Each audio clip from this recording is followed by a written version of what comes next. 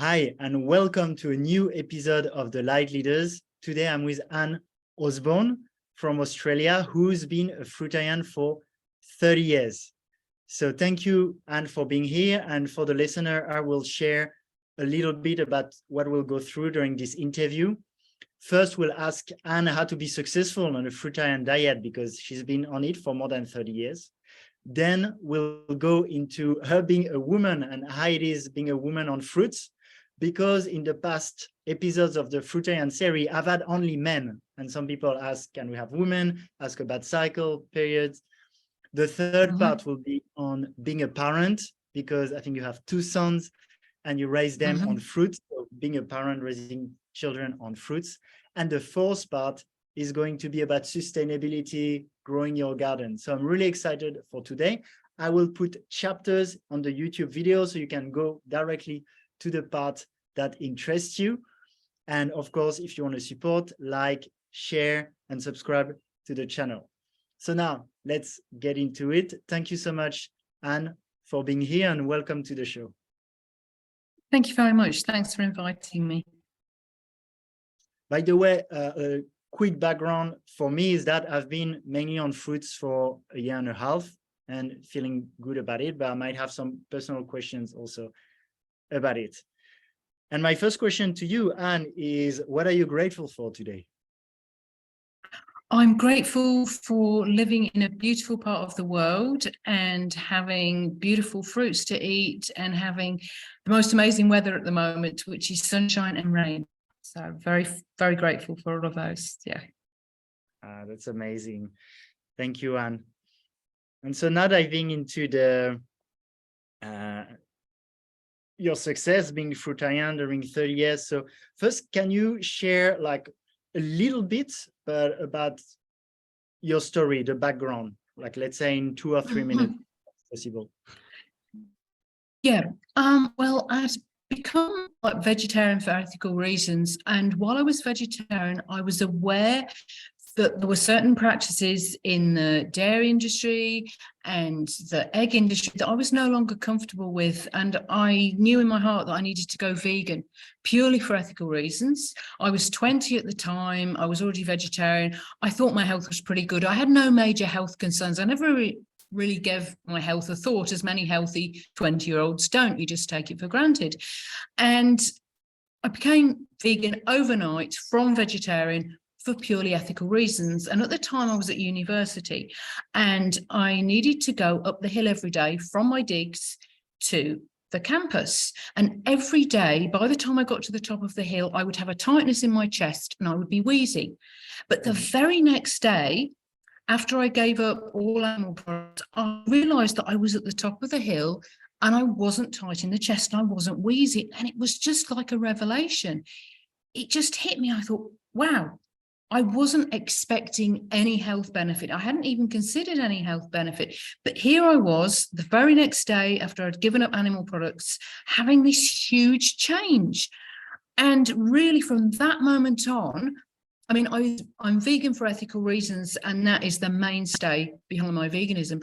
But I became interested in this connection between what we put in our bodies and how we feel. And so I tried different types of vegan diet. I tried an Ann Wigmore, sprouts and wheatgrass. I tried macrobiotic vegan diet for a while, which was a lot of cooked foods and, you know, balancing the yin and the yang, depending on your climate. I tried a general whole foods vegan diet, and I felt pretty good on all of them, but not that good that I stuck with any one of them for more than 18 months, a couple of years.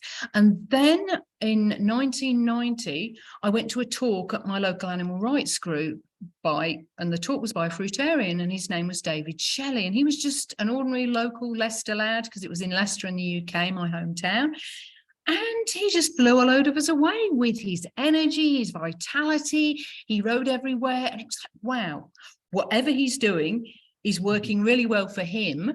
And we all thought, we want some of this. And so I eased into it because I was in the early stages of pregnancy at the time. I didn't want to do anything too drastic in case there was elimination. And I've really not looked back. I've stuck with the fruit diet. It's stuck with me for the past 31 years now. So that's how I found the diet. Yeah. Wow. So, and just chronologically, it doesn't have to be exactly, but like around 1990, you get on the Fruitarian path and you're pregnant with your first son then. Yeah, so I had a transitional period. I'd go for maybe 2 or 3 months with just having fruit. And I got into the fruit diet really through David Shelley and the teachings of Arnold Ehret. And it was very much simple mono meals of fruit, as much as you're careful until you're satisfied.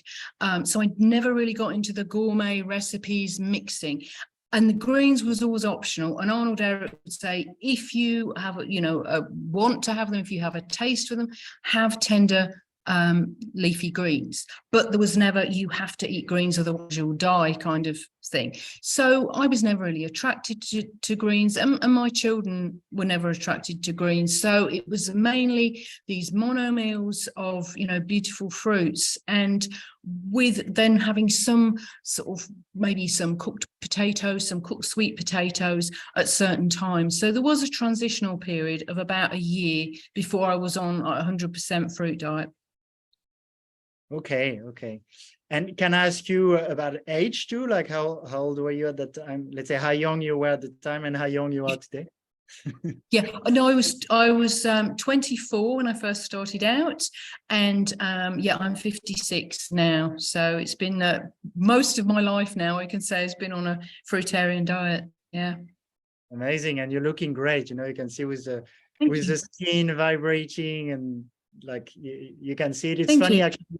When I looked at you on YouTube, there's a 4-minute video on Channel 9 Australia, and you have a quite, let's say, overrated presenter. It's like, oh, she's on fruit, and then the nutrition expert that has an obviously very inflamed face that talks about then it could be dangerous and like nutrients. So I thought that was interesting. But yeah, looking at you, it looks like you're very healthy. And I think you've got to feel good to do any diet for 31 years. It's got to work for you. Even if it ticks the boxes ethically, spiritually, it's got to work as well as a physical level, because otherwise, you won't be able to carry on and do the things that you want to do every day. Yeah, and actually, that's also why I'm excited to have you, because a lot of people in the community or online, whether here in Bali or online, they're on board ethically. Okay, I want to be vegan, and then even fruitarian, and they're on board like with the energy. So like their mind is pretty set, but sometimes the body doesn't follow for some reason. So then they end up like not like sad. Like they're like, I want to be vegan, but it doesn't look like it works for me. I'm following that channel by the guy called Casey, the vegetable police, and he's always about like, I want to be vegan, I want to be fruitarian, but if I have pain, I don't want to do it. So it's good to have people who have succeeded in it, So where do you live now? I live on the Atherton Tablelands, which is in far north Queensland. It's in a tropical area, but where I'm actually living is subtropical because we're high elevation, which I find is beautiful because we've got a lovely climate, and also got, I think there's health benefits to being high elevation. The air is very fresh, and we can grow a wide variety of fruits. We can grow like peaches and plums, and yet we can also grow mangoes and pineapples and lychees. So we have a wide growing range here, and we can grow things like blood oranges as well, because we do get some cold nights in the winter, but then we get the warm days. So really we do have a wide range of fruits that we can grow, and I really appreciate the climate. Yeah. That's nice. Yeah, you get the best of both worlds. I feel so. And if we can't grow durian here, and we can't grow rambutan or mangosteen, but if we want them, they're 40 minutes by car away. So it's like they're near, but there's things that we can grow here that they can't grow, further down the hill. So I think, yes, we very blessed to be living here. Nice. Yes, similar here. I live in Ubud, but we also have some land in a place called Munduk, and it's 1,400 meters. So it's lovely. Yeah. So I'm curious, what do you eat in a day? I eat seasonally and I eat mono meals, and I've done that throughout my diet. Apart from when I lived in the UK, obviously you can't grow that much fruit in the UK. You can grow some quite nice temperate fruits, but it's very seasonal. So autumn and summer, you'll have fruits, but then spring and winter things can get a little thin on the ground. So we formed an organic buying group, which was very helpful, and we were getting really good quality organic fruits from all around the world. So right from the beginning, I've eaten mono meals of delicious fruit. And I really think that mono meals help you appreciate fruit, and you only eat really good quality fruit, which I think is vital for health and for thriving on this diet. I've heard people say, well, this melon isn't very good, doesn't taste that good, but if I blend it with a papaya, I'll be able to eat it. And for me, if you can't eat it, it's got to stand alone. If you can't eat it on its own, then it's probably not as good quality as you would like. And in the wild, animals, if a monkey ate a piece of fruit and it didn't like it, it would spit it out. It wouldn't think, well, I'll have a mouthful of this and a mouthful of that, and then it might taste palatable. So I think mono meals, they're easy to digest. They help you appreciate the nuances, I think, of fruit, but also the fruit really has to be of good quality when you eat fruit by itself as a mono meal. And occasionally I'm doing a celebration, or I'll make a cake for Christmas or a birthday, and I'll make a mix of things. But sort of 95% of what I eat will just be mono meals of seasonal fruit. So at the moment, there's a lot of good papayas about. So I'll have a lot of papaya meals, also watermelons. I do eat avocados as well. So I might have one meal a day, a mono meal of avocados. Some days I don't, some days I do. Some days I do extended mono diets. So I'll do orange juice for a few days or a few weeks even. So that's how I eat. It's very, very simple. It depends on the season, but the commonality is always mono meals of fruit. And the type of fruit will vary. The amount will vary depending on my needs. If I've done a lot of exercise, I will have a bigger quantity of fruit. Some days I don't feel so hungry. So it's always as much as I want to eat in a mono meal, and until I feel satisfied and happy. And yeah, it's very simple. And that really attracted me to the fruit diet at the beginning. That was one of the things. I loved the simplicity of it. So yeah. Oh, that's nice.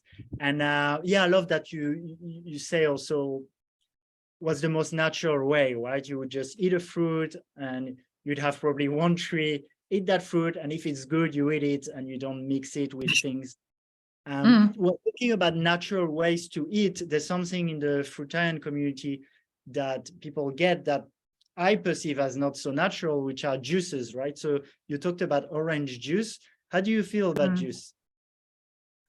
The only thing I juice is oranges. I think generally to eat anything in its whole natural state is optimal. But with oranges and mandarins, I really, really like orange juice. And I use a very old, well, I say very old, it's the same age as me, 1966, Italian-made Clabber juicer. And it leaves the vast majority of the fibre in the juice, and yet the juice is very, very smooth. And yeah, so if somebody said, is it better to eat whole oranges? Probably optimally, yes. That depends on the state of your teeth as well. But for me, the only thing I juice is oranges, and I leave most of the fibre in, and I haven't noticed any issues with that. But yeah, I think you can't really better what you just pick off the tree and eat in its whole state. But I do juice oranges, don't tend to juice anything else. All of the fruits I tend to eat in their whole state. Yeah. Okay, well, and I can't blame you. Orange juice is delicious. But yeah, I would agree that probably just having the orange would be the optimal, but depends. If it makes us so happy, sometimes it might be better to have the orange juice. Yeah. Do you take any supplements, especially B12? I'm interested in. No, I don't take any supplements. I did when I was pregnant in the early months of breastfeeding as well, because I thought, well, I'm responsible for another being, and I didn't want, my child to be B12 deficient. I've never showed any symptoms of B12 deficiency. If I did, I would take a supplement. I'm not averse to taking a supplement. And there's a book called the No Cooking Fruitarian Cookbook, which was written, I think, in the 70s or 80s by a lady called Sheila Andrews. And she wrote in the book, and I resonate with this, that her and her daughter always tested low for B12. And the last time I had a blood tests, and in just about all of my blood tests, I'm in normal range, but on the low end. And the same was true for her and her daughter. So they decided to supplement with B12. They didn't notice any change. And after a while, they stopped. And they thought that maybe some people don't need to supplement B12 and they can feel fine. And I think that we do have, I think we're all frugivores by design, but I do think we have differences because of what we've done in the past, what our parents have done, what our grandparents have done. And I've known people on this diet for 20 or more years, have never supplemented B12 and have never had any apparent B12 deficiencies. I've known other people do the diet for 18 months and have been severely B12 deficient. So I don't think there's any, this is wrong and this is right. I think you can get your levels checked, be aware of what B12 deficiency symptoms are, which are quite clear: tingling in the fingers and the toes, and numbness or a soreness in the tongue. And if you supplement and that rights itself, you can be pretty sure that you had a B12 deficiency. Some people just don't seem to be able to absorb B12. And certainly it can be hereditary. In my family, both my father and my grandmother, they weren't vegan or vegetarian, but they had pernicious anemia. So they couldn't absorb vitamin B12 and had to have injections. So it's not necessarily to do with diet, it can be genetic as well. And I think it's good to be aware of what symptoms are for B12 deficiency, and also to, you know, maybe get your levels tested and see what they're like. But I really have never noticed any difference the times I've been supplementing to the times I haven't. But I think with pregnancy and breastfeeding, it was, for me, it was important because I didn't want my child to be B12 deficient. So yeah, I don't supplement. I try and get everything from my food, and I'm lucky to live in a climate where for the vast majority of the year I can get vitamin D from the sun because the angle's right. I think vitamin D is the other thing. If you live in a cloudy climate, or if you live far away from the equator, you may get vitamin D deficient. And vitamin D is so important for our immune system. It's like a hormone. It's very similar to cholesterol in its molecular structure, and it acts like a kind of steroid kind of thing in the body, rather than a vitamin like the B vitamins or the vitamin C. So I think, yes, it's very important not to be B12 deficient, not to be vitamin D deficient. But I think some people don't seem to need to supplement B12, others do. And with vitamin D, it very much depends on your lifestyle and where you live.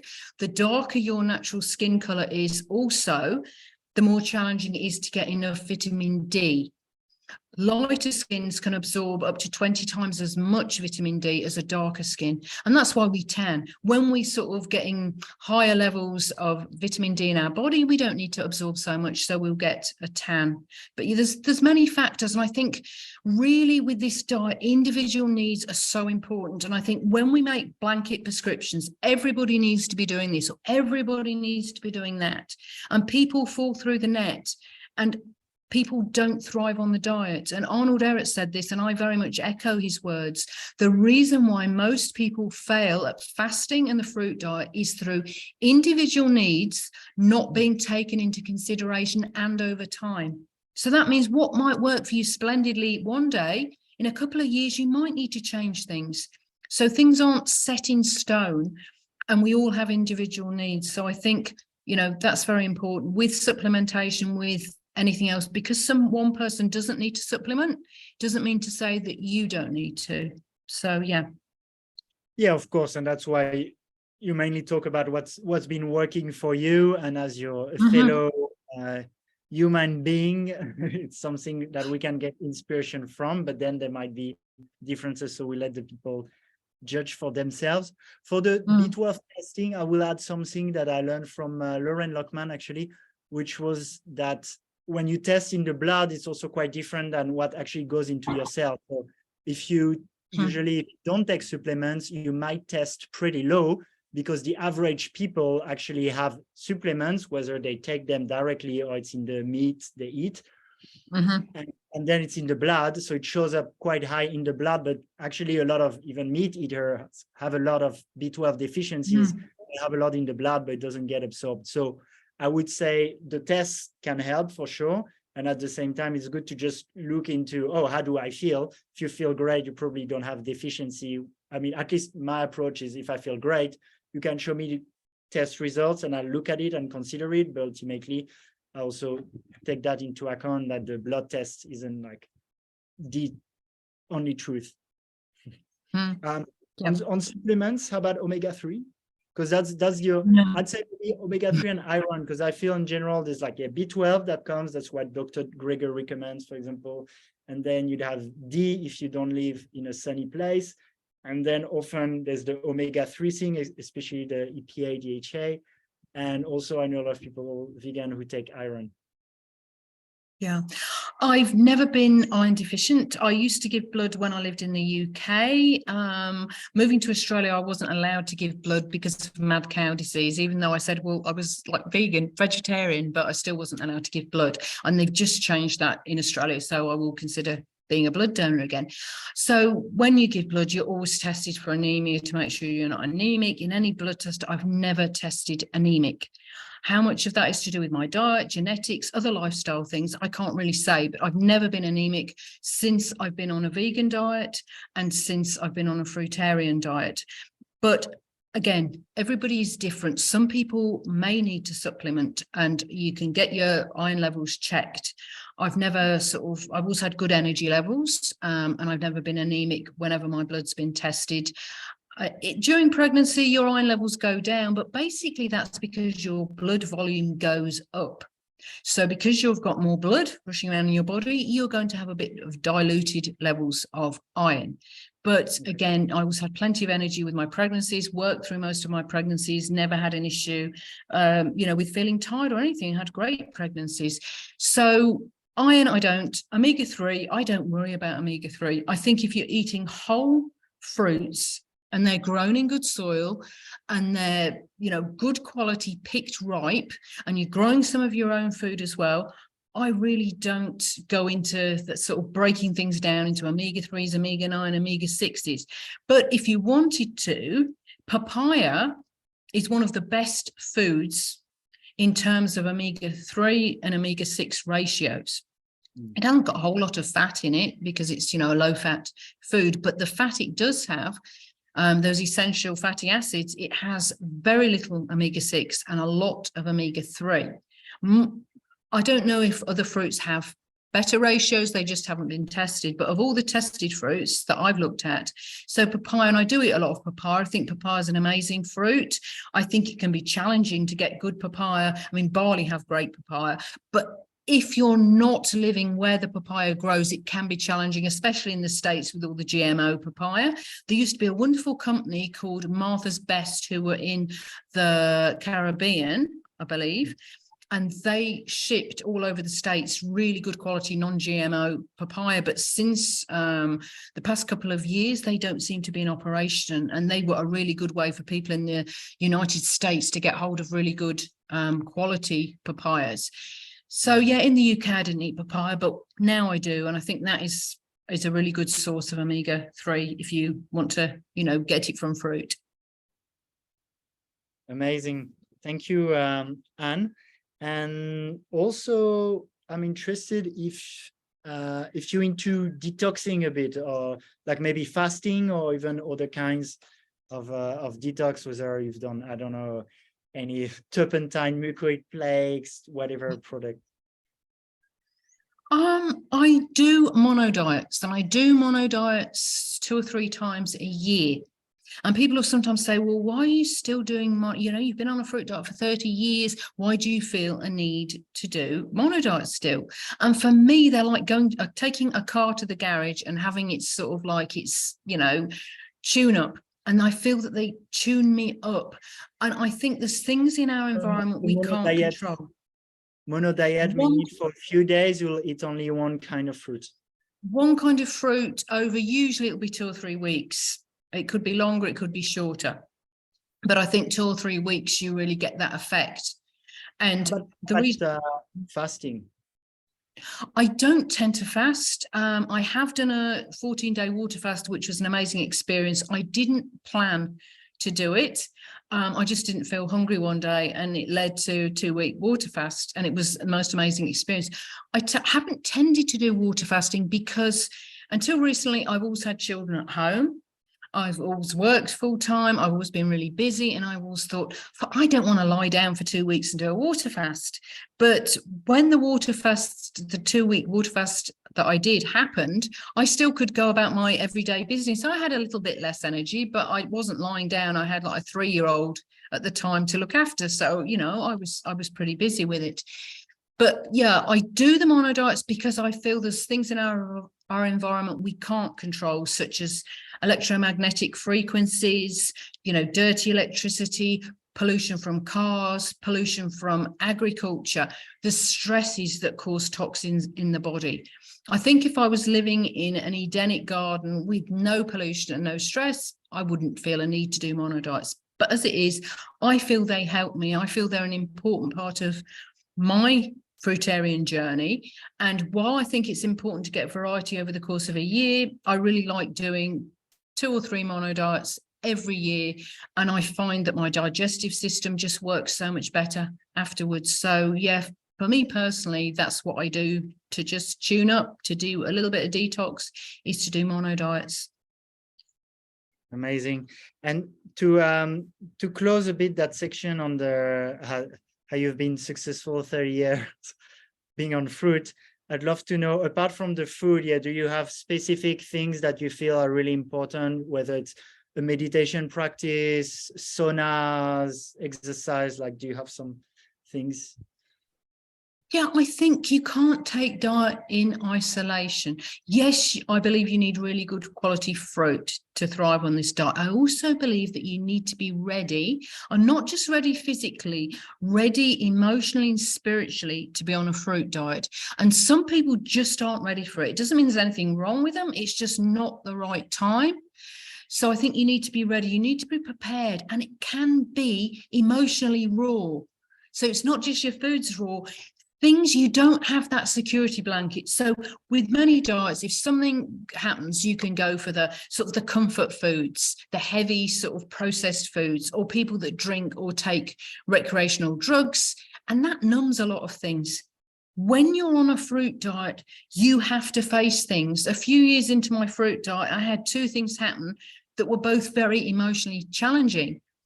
And I felt like, just go and have some cooked food, have a drink, but I didn't. And I did exercise as well. That was really helpful.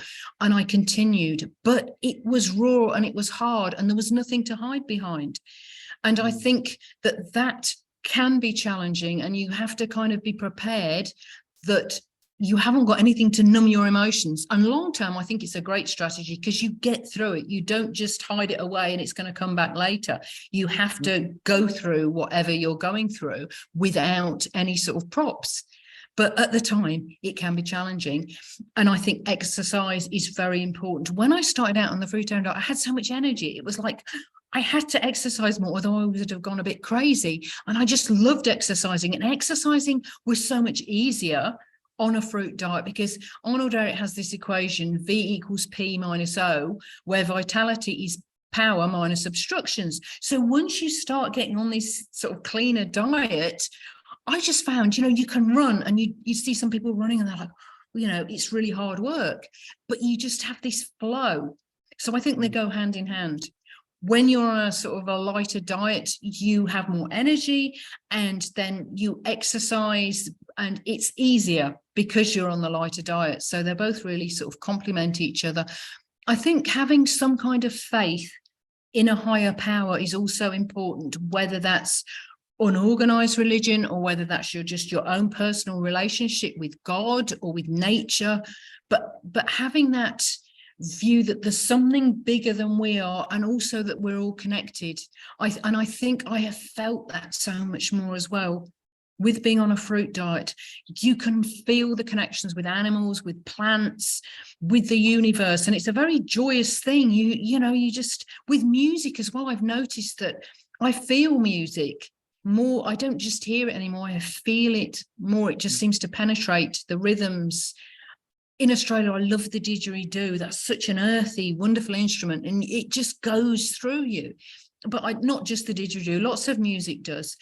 And I think there are things as like having community, having effective relationships with people is so important, whatever diet you're on, because if you don't, and you don't have good emotional support, you're likely to go for comfort foods, go for alcohol, go for drinking, go for props to try and get you through your crises. So yes, there's a whole lot of things, fresh air, sunshine,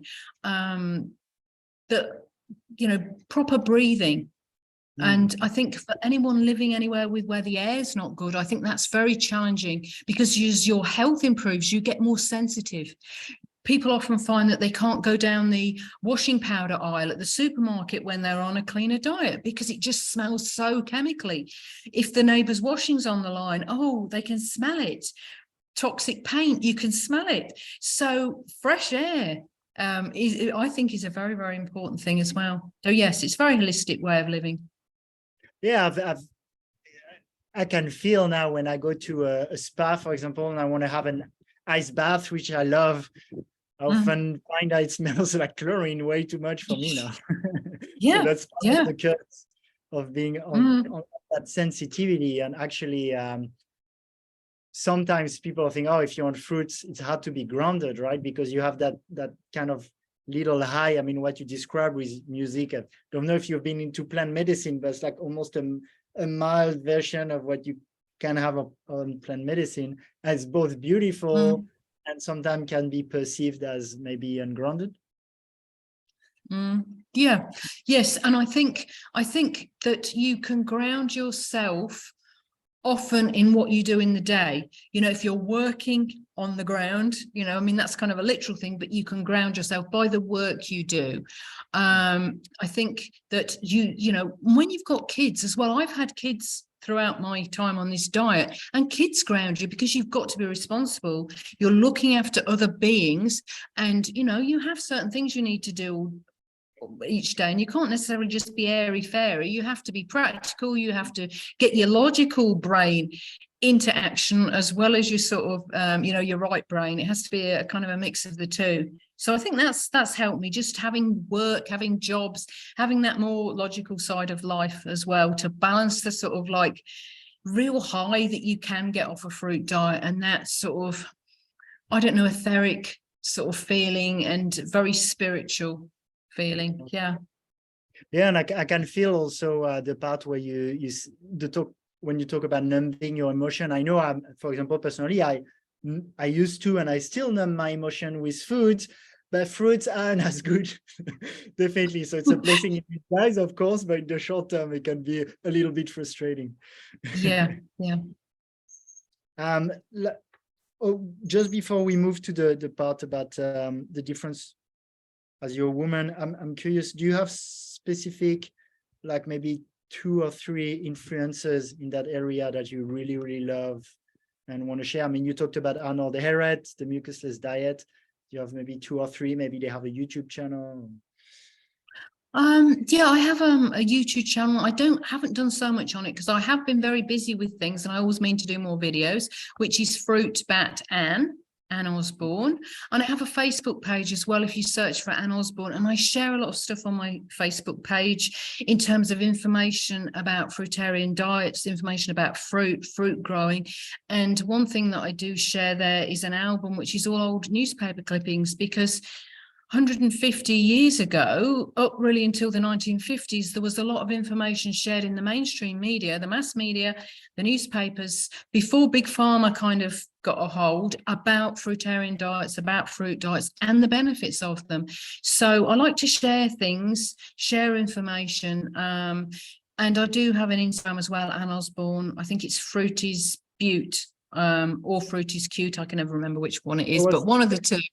Send it to me. I'll put it in the show notes under the video or the podcast if people are listening on the podcast. Yeah. And I'm also interested if you have like 2 or 3 names of other people that. Oh yeah, yes, for sure. Yes, Arnold Ehret was a really big influence on me. I also like Maurice Kroc, who is from South Africa, and he wrote the book Fruit, the Food and Medicine for Man. And Essie Honorable, who was another South African person, and she was in a very poor state of health. She met her husband, and he was researching about fruitarian diets in the University of Pretoria in South Africa. And he put her on a fruit diet and literally saved her life. And she's written a lovely book called I Live on Fruit. And she passed away not that long ago, but she had a very long and healthy life. After she was at, she was at the point where she was, I think, probably only in her 30s and was really, really sick. I don't know exactly what it was, but she was like, life-threatening illness. And she was able to reverse that by going on a fruit diet. So they're probably the three that most influenced me on my journey. And I still read their books today. And with Arnold Ehret, I've read his books, like Mucusless Diet Healing System and Rational Fasting, many, many times. And the interesting thing is, each time I read them, I get something new out of the book. I hadn't noticed that before. I hadn't thought about that before. So there's still a source of learning and inspiration for me. Yeah. Okay, awesome. You just eat avocados that I think it's a bit mucus forming, right? They can be. And I think with avocados, where they differ to other fruits is juicy fruit. You can eat as much juicy fruit as you want. But I think people can overeat on avocados. I don't think you can really overeat on juicy fruits.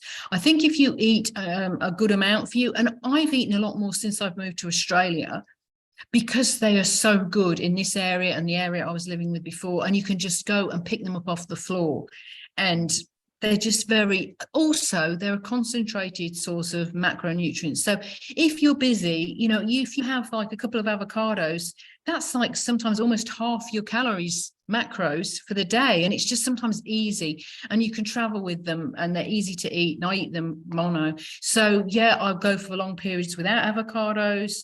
I do think they can be slightly mucus forming, but I think they can be useful for some people as well. And they can be useful in transition. A lot of people lose weight when they transition to a fruit diet. And I think more for men. You were talking about differences between men and women. I think I've known men, and it's been very hard for them when they're going into that cleansing stage. They go down to a low weight and then they start putting on weight.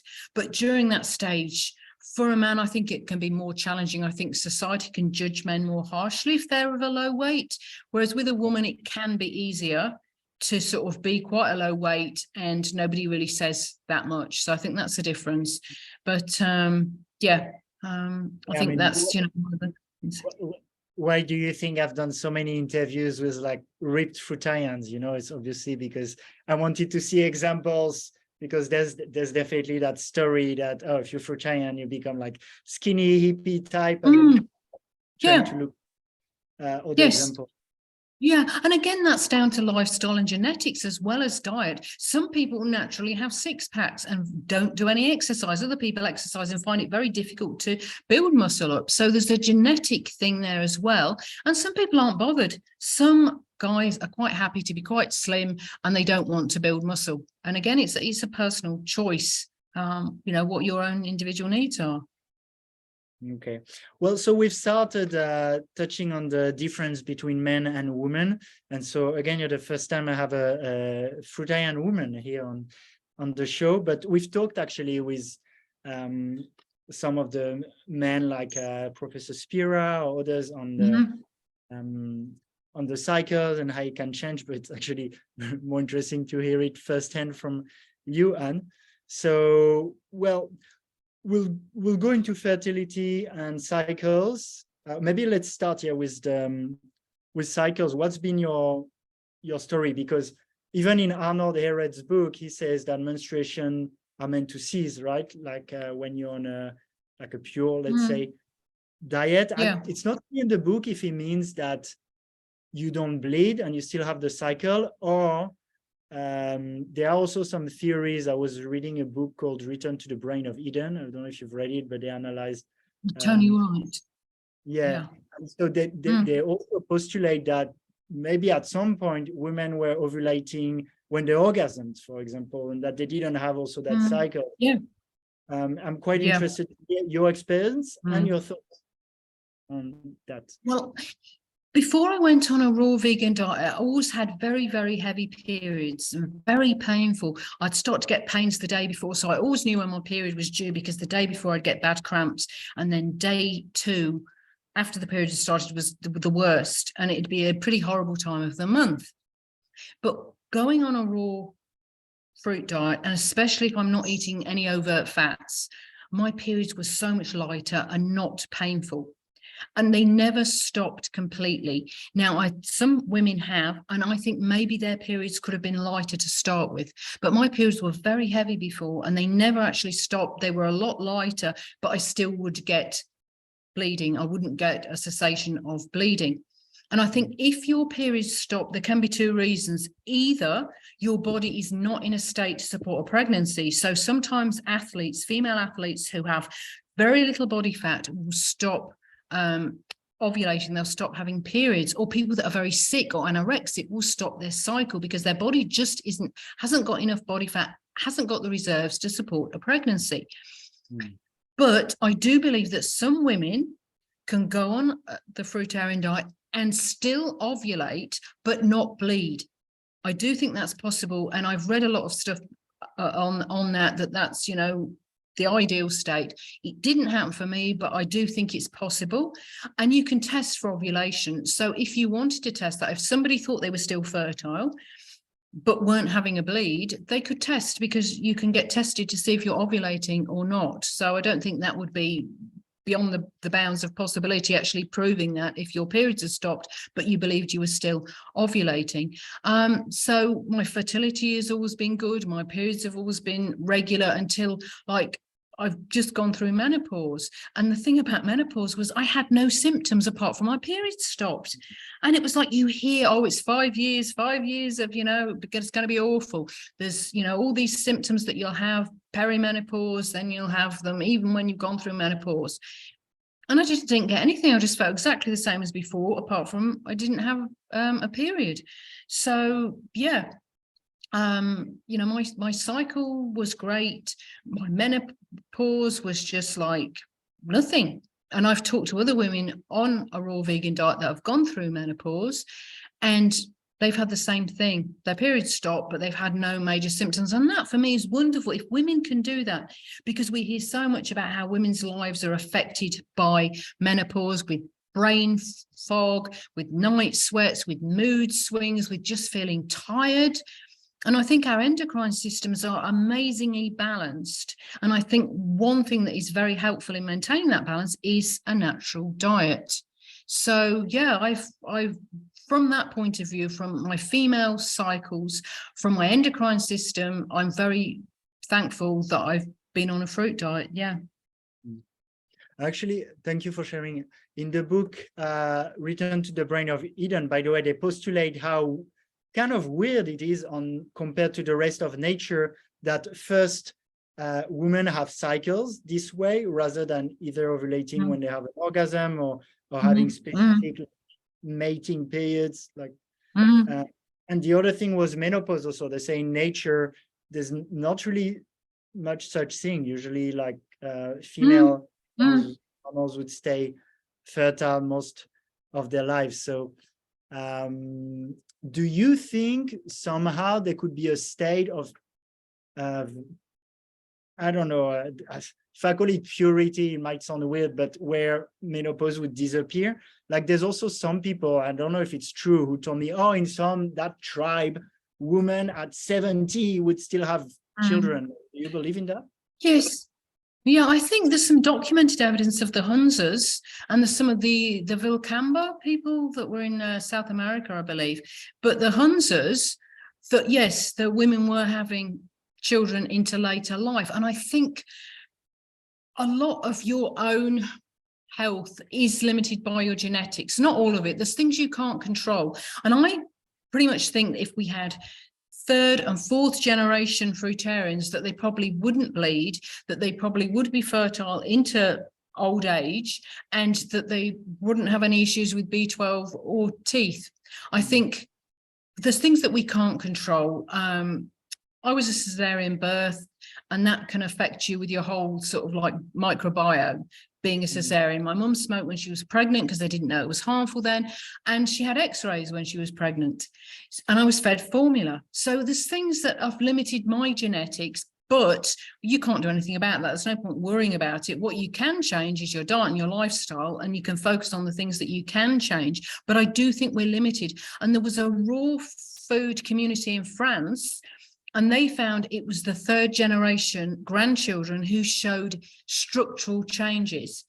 So they had broader rib cages, they had a bigger dental arch, but it wasn't shown in the raw food children.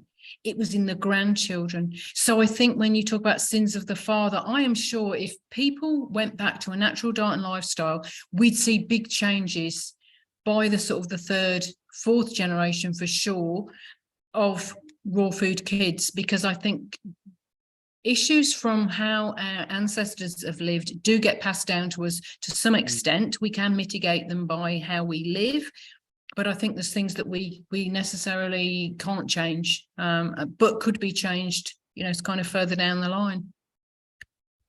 Cool. And yeah, that reminds me of, you've probably read Man's Higher Consciousness by Hilton Otema. Yes. Yeah. So I think I put a note, we'll go into the Breatharian part at the end of the episode too, because I think multi-generation that can tie to that. But I want to stay a bit more on the man-woman difference for now. Mm-hmm. Well, so, and fertility obviously was great for you.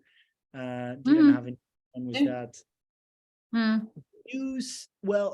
Do you sometimes eat differently based on, or were you, at least when you had cycles, were you eating differently? No, I didn't notice any difference. No, I didn't. What I mean is, when you were you eating differently, for example, when you were ovulating and where you were bleeding, like according to where you were at in your cycle? Yeah, not particularly, but I did notice when I was in my bleeding phase, I often did a bit more fasting. I didn't want to eat as much. And I didn't feel so good if I ate more. So I did find that eating lightly during the bleeding phase was helpful. And I'd feel better, and I didn't have such an appetite. So I did notice that. And with pregnancy, I did eat more of the savory fruits in my second pregnancy. I had more avocado and tomatoes, because I don't normally eat a lot of tomatoes, and bell peppers and cucumbers. So I had more of a taste, although I still ate sweet fruits, I ate more savory fruits, the more of the vegetable fruits than I usually do. And I kind of stopped that after the pregnancy. So yeah, I in my pregnancy, I did change a bit. I gravitated more towards the savory vegetable fruits.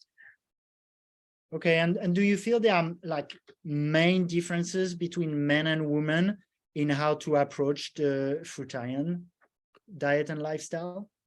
I think there are differences, but I think individual differences probably trump that. I think men have and women have certain different needs because we have different hormones in us. But some men don't have a need to have a big physique. Some men like to be more muscular, some men don't. So I don't think you can say, oh, this applies to all men or this applies to all women. I think it's more important to look at individual needs and what you need as an individual, and that changes over time. I think women might need to have a slightly more fat in the diet.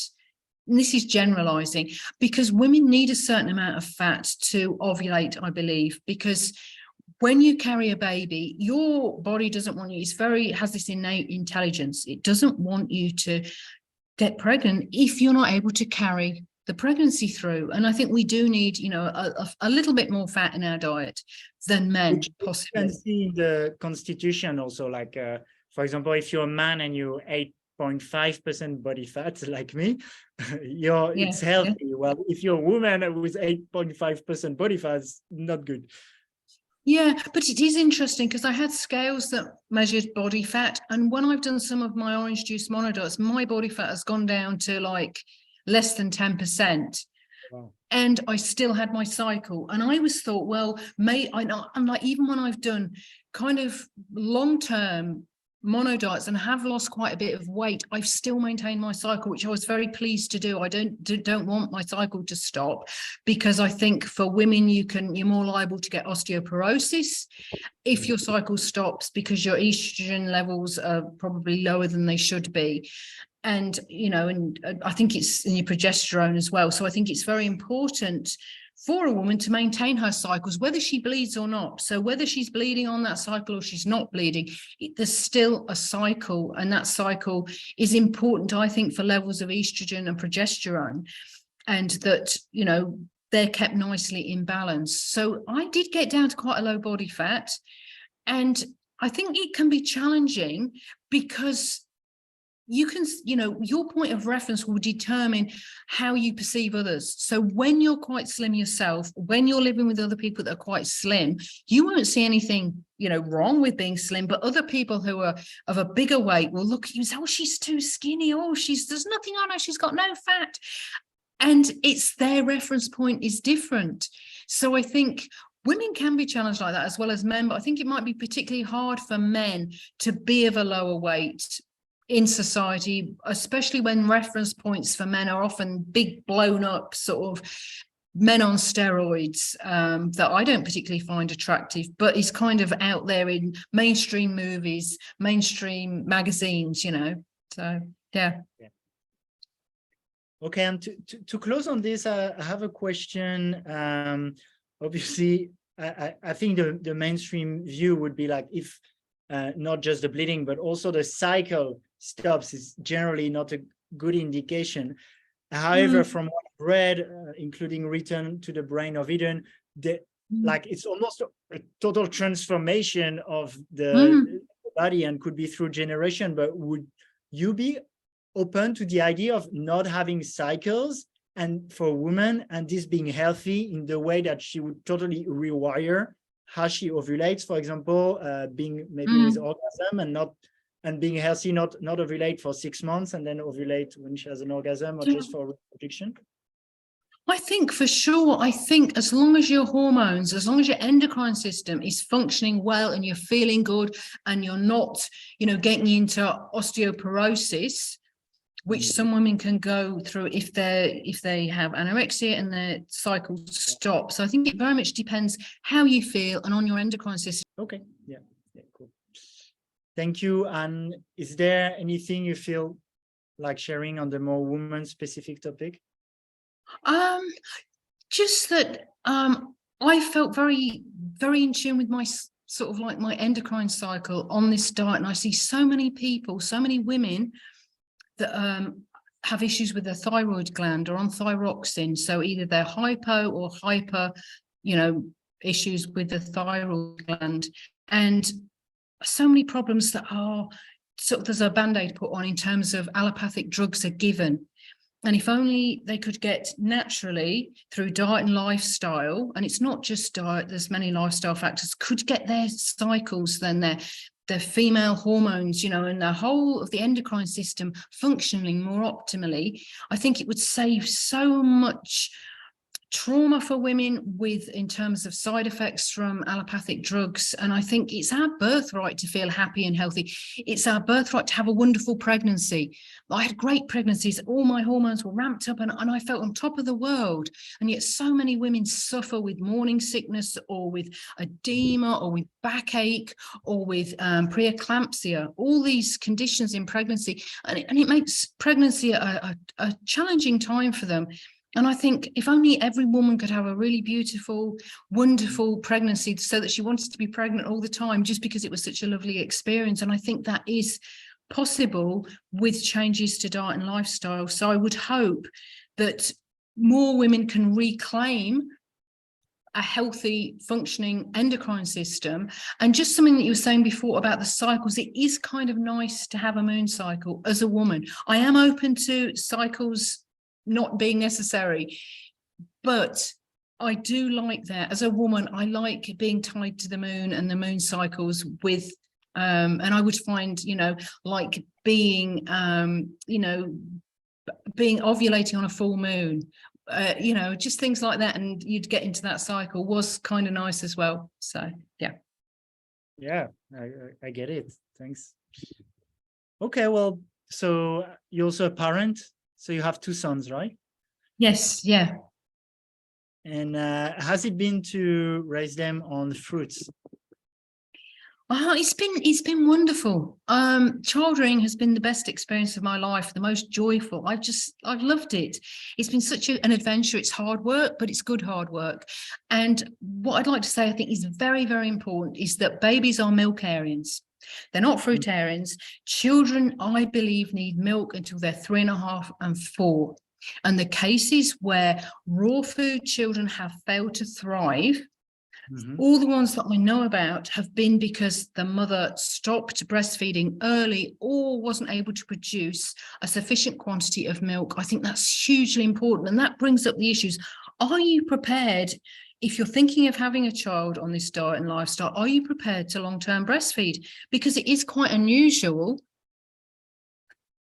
And it's not something that we're kind of used to seeing in society. Some societies where they don't have dairy cows, they have to long-term breastfeed, or they did in the past, not so much now. Formula's kind of available worldwide, but you know, in the past, going back 50, 60 years, those societies where they didn't have domesticated dairy animals, then they would long-term breastfeed.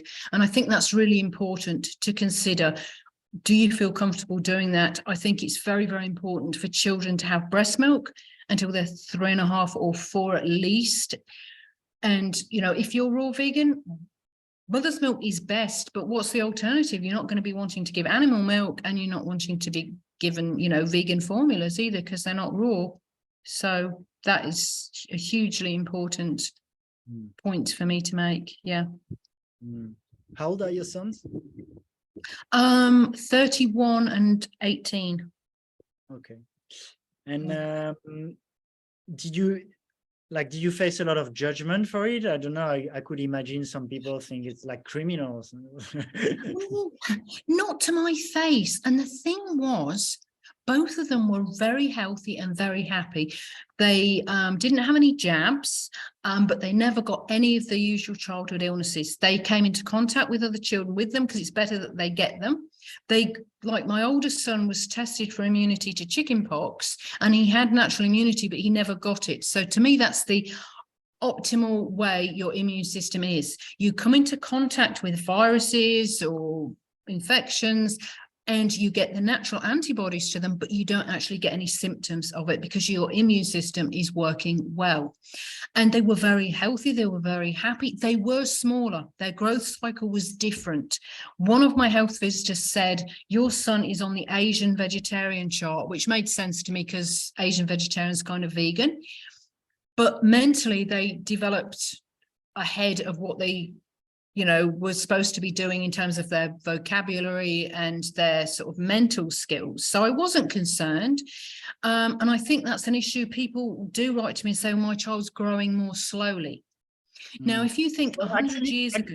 Actually, just because I cited that book, Return to the Brain of Eden, in it talks about the period when we were more frugivores in the tropics and less in the savannah, when we would actually have steroid suppression, which would lengthen, so make the growth, but also help develop the brain further and get puberty later. Yes, yes. And that's what I noticed with both my children. But the thing is, there's a lot of pressure on for children to be growing fast. But if you go back 100 years, so the average age that children stop growing 100 years ago was about 25. Now it's around about 18. The average age that girls would start their periods 100 years ago was around about sort of 15 or 16. Now it's kind of 11. And if we look at other species of mammals, the longer they take to stop growing and the longer they take to go into sexual maturity, the longer is the lifespan. So by having this almost, you know, people going into puberty earlier, are we shortening our lifespans? And I certainly think, especially with boys kind of go crazy when they get all this testosterone rushing around, and they get this sort of phase where they do really silly things because they don't seem to be thinking. Their hormones are just dictating things. And for sure, if males had a bit of a delayed puberty, I agree with what you were saying, they would have more time for their brain to sort of catch up with their hormones. And yeah, I think that would be, there'd be less car accidents, there'd be less sort of accidents with young men who tend to think that they're going to live forever or don't think about things at all. So yes, and I think that it isn't necessarily beneficial that children grow faster. Yes, we need children to be getting their nutrient needs met, but I think because they're not having a lot of processed foods, because they're not having artificial hormones in their foods, they won't grow in the same way, and their growth cycle will be different. But look at, are they happy? Are they healthy? What's their immune system like? Do they bruise easily? What's their skin like? What's their hair like? What are their nails and teeth like? What's their mental development like? And if that's ticking all the boxes, then I don't think it matters that they're physically growing a bit slower. Both my boys caught up. But having said that, I do know some raw vegan kids who are quite, big for their age, and they grow faster. So there's no wrong or right. Again, there's genetics. I'm a twin. I'm not an identical twin. And I took 4 years longer to come into puberty than my sister, and we were on similar diets. So looking at my children, some of their later puberty could have been genetic as well. So I think there's many factors at play. It's not just necessarily what diet you're bringing your children up on as to their growth cycles. And I was interviewing Josh X. I don't know if you know him, but he's growing. He has a child who is also on that similar diet. I think he's 6, and he said, never got sick, never had a runny nose. Like yes, that. Yeah. Also. Yeah, I mean, it's the thing is, I think as well is very important with bringing up children is something called the continuum concept or attachment parenting. And that's where you're always with your child, or the child's always with another human, similar to the anthropoid apes, how they bring up their young.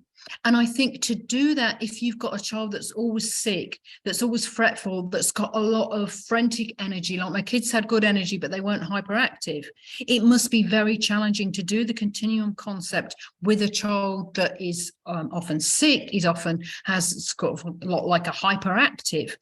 And the two to me go hand in hand, that always connecting, always having your child near you so that they feel safe, they develop a real inner self-confidence, and they know that they're loved, they know that they're not being abandoned, they're not being left to cry, there's always somebody there looking after them. And that works so well with the fruit diet because it's so much easier. Now it's full on to bring up a child using attachment parenting, but it's a really beautiful job. And especially if you're a single parent or something, it's like hard work, but nothing like doing that if you've got a child that's often sick or fractious or, hyperactive. So I think the two, I think diet is the backbone that holds it all together. There's lots of other influences we need. We need a healthy community for our children. We need children to be loved. We need children to be respected. We need, fresh air and sunshine for our children, and outdoors, and not computers and that kind of thing. But diet is very important. It holds it all together. I always think it's like the backbone. And if we haven't got the diet, everything else is a lot harder and it kind of falls apart a bit. Are they still fruitarians? No, both of them, when they were about 14, decided they wanted to eat cooked vegan food. And I think it's hard with the peer pressure. I think for kids that age, they don't want to be eating a fruitarian diet if all their friends are going out and having processed foods. So at that age, I felt they were old enough to make their own decisions, and that they had some control. I only ever give my kids vegan food, so ethically I'm vegan, but they have their own lives to live. They have their own decisions to make. And it's interesting, like when either of them are sick, they go back to like a fruit diet. They eat a lot of fruit. So it's kind of like they both still eat a lot of fruit compared to most people, but they kind of know, they've got that knowledge. And my younger son recently, he did a week all raw. He said, I'm going to do raw for a week. So he will do some weeks where he's, eating raw. Nice. Is there anything you want to add on raising a child on fruits? I think just reiterate how important it is for long-term breastfeeding. Children, I think, can be very healthy and happy on a fruit diet as long as all their nutrient needs are being met, their macros and their micronutrients. And the diet is just part of, you know, a healthy lifestyle.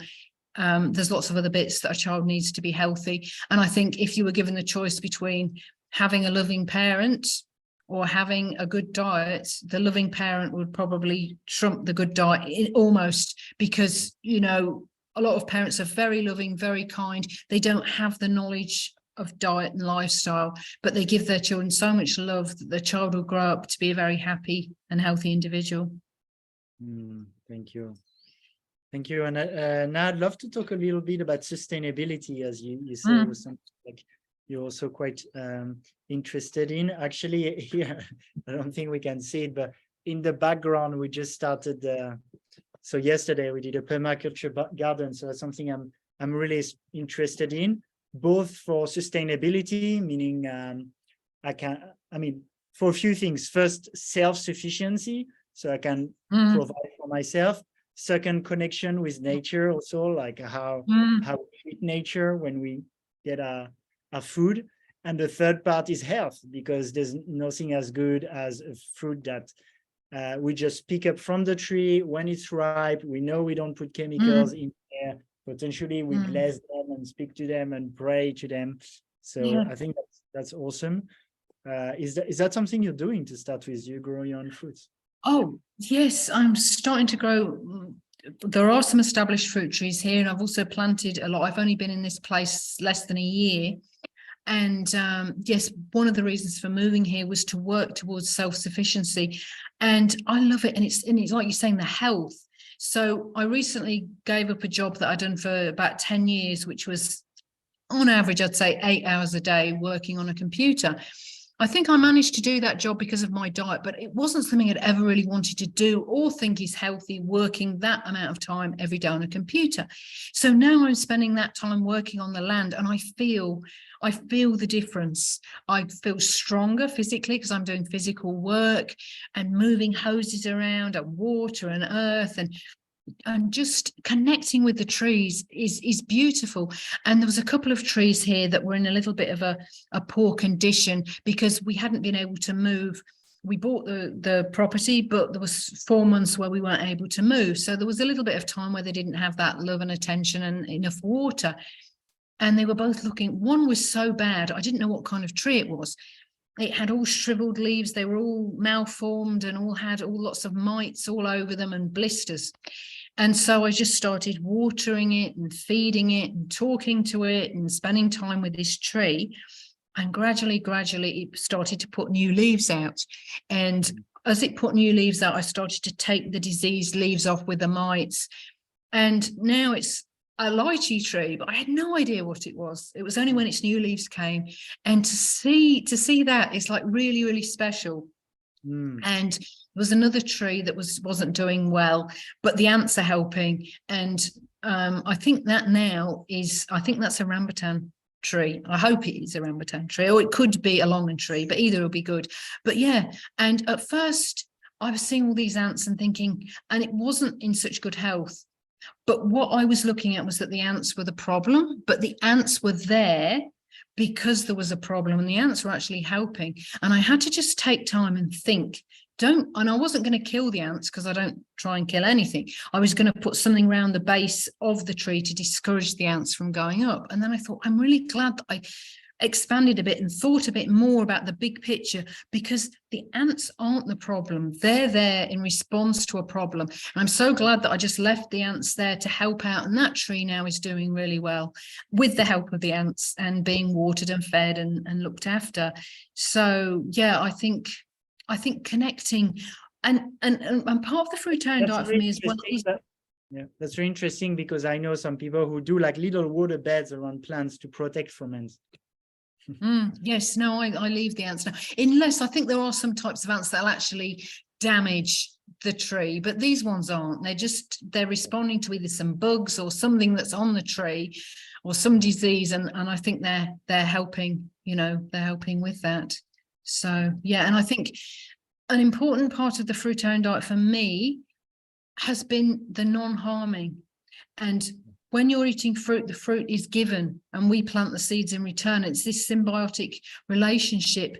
And I think when you start to become aware or you believe that plants have a consciousness, then you have lots more friends. So instead of just going out and seeing trees, you see living beings and you have those connections with them. And I think that's really joyful. And that has been a big change in me since being on a fruit diet. And some people will say, oh, they haven't got a central nervous system, so how can they feel things? And we're looking from an animal-centric point of view. No, they haven't got a central nervous system because they're plants.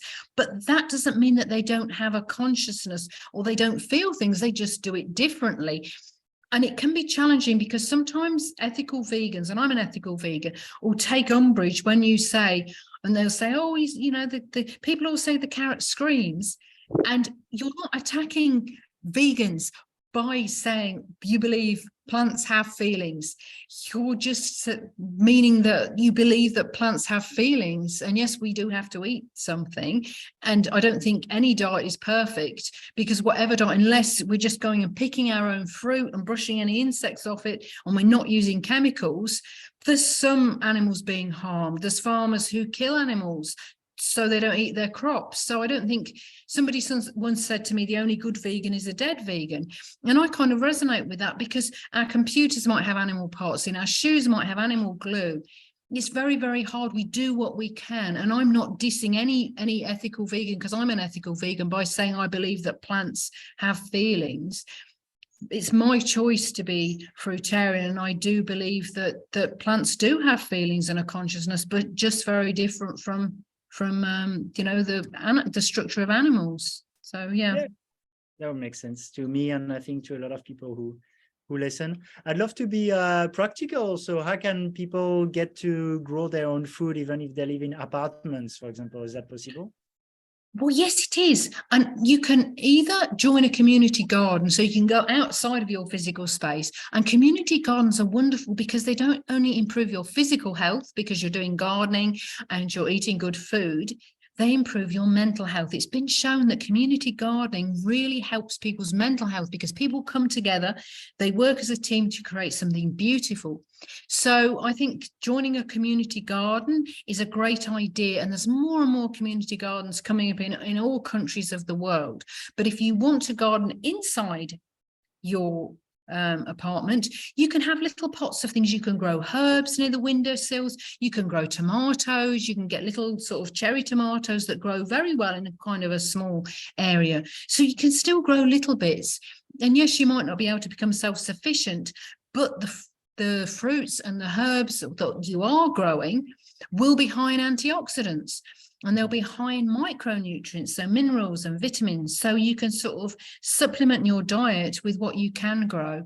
And I think it's very satisfying growing plants, whatever your situation is. So yeah, I think if you've only got a small amount of space, work with that space, or go out and find a community garden, or go out and find somebody that's got a big garden that you can help them. It doesn't need to have to be an organized community garden. You could even put a card up saying you like to help somebody out in their garden in exchange for, produce. There's lots of things you can do once you sort of get motivated to actually be wanting to be self-sufficient. And I think there's many uncertainties in our time, and people have fears of food security. And to help allay those fears, I think one thing we can do is to be growing our own food, or joining in with other people growing their own food, being part of community gardens. And it's just, it's just good fun, and it connects you. It does connect you with the soil as well, and with the earth. In a place like Bali, at least, it's actually pretty easy to plant fruits. Like yesterday, where 4 of us, and we planted 20 papaya trees and 50 banana trees, and like 20 pineapple, and it doesn't need like much care, actually, at least in Bali, So yes, compared to vegetables, for example, the fruits are Yes, and I think every country has fruits that do well in that country. So in the colder countries, there's like blueberries or other different types of berries that you can grow. Again, a lot of them are very hardy. Some of the bramble type berries. So some of the sort of like variants on blackberries, so tayberries, youngberries, those kind of berries are very hardy, and they will grow well, and they are among the highest foods in micronutrients. So in antioxidants, vitamins and minerals, your berries, the sort of blackberry type berries, mulberries as well, are very, very high in nutrients. So each country, each growing area has foods that are really, really good. Apples can be amazing. A well-grown apple can be as good as a mango, in my experience, but unfortunately, many apples are picked underripe and they're put in cold storage and they're injected with chemicals. But if you get a really good organic apple that's been fully tree matured, it's beautiful. I think we're often sold short on the temperate fruits. Apricots, which are some more type of a Mediterranean, but apricots can be as good as a papaya. I think there is like a temperate or a Mediterranean papaya. So every area has its wonderful fruits that have lots of, nutritional value. Yeah. And it doesn't just have you read a book called Anastasia? No, I haven't, but I've heard lots of good things about it, but no, I haven't read those books. You'd love it. And what she recommends, even to put the seeds in with your saliva, so it's like curated food for you. Yeah. And this beautiful relationship we do have, being fruit eaters, and I never, unless I'm at an airport, which is the only time when I can't, because I can't take the seeds onto the plane. I can't get through customs the other end. So an airport is the only place I can think of where I'd put seeds in a bin. So I try not to do that. I'll always take seeds home with me if I'm somewhere and people are going to put them in the bin. I'll take those. I've got a compost bag here. And even if you can't plant them all, at least compost them or just throw them, toss them. We've got like a big gorge going out the back of our house, and there's so many seeds get thrown down there. And I'm thinking there's going to be like a food forest there. Maybe, not for a few years, but there'll be one there. So yeah, throwing a seed down, 20 years later, you could go back and you could see that your seed has been feeding many, many people with fruit. So, yeah. Amazing. Thank you, Anne. We're approaching the end, but there's a last topic I'd like to ask you about, like quickly on it, because you said through generation, we can also change our genetics, you enhance higher consciousness. So he thinks actually we're meant to have a smaller GI tract and bigger lungs, and that we were actually designed at first to be breatharian. Do you believe in that? I'm open to it. When I first started on the Fruitarian diet, I was kind of close to Breatharianism. I thought, I don't, but having read books, having thought about it, I think it is possible. I think there's other ways to get energy. If you're in love, or if you're excited about a new job, or you don't want to eat, you can't eat, and you've got so much energy because you're getting your energy from prana or from the universe or from some other source. And I know that when I've been fasting, doing water fast, and I felt low in energy, and I've gone to the sea or a forest and I've done deep breathing, I'll feel like energized, like I've been fed. So I am open to Breatharianism. I think we have to be careful and I do believe there are people doing it. And I think a lot of those people are in India. They're not even on the radar, and they're doing it. And there's the autobiography of a yogi. Have you read that? That's got account.